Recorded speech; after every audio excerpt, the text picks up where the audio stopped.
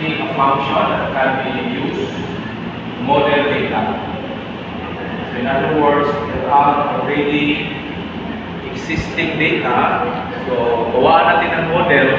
The model here is in terms of an expression or an equation. Yan ang model natin. Coming from the data. So this is what we call core fitting. Engineering,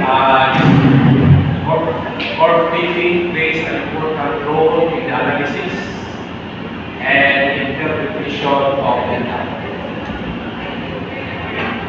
So usually, you given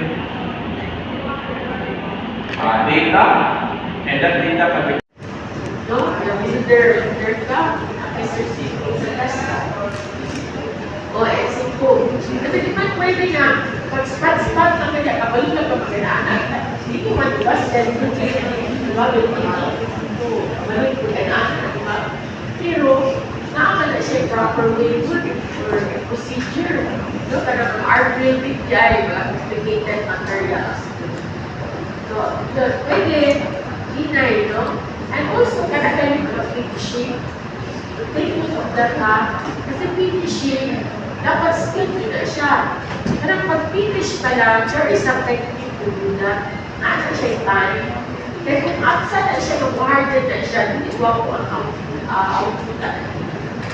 Kaya, yun, dapat if you get consider skilled worker, ensure na skilled nyo na siya.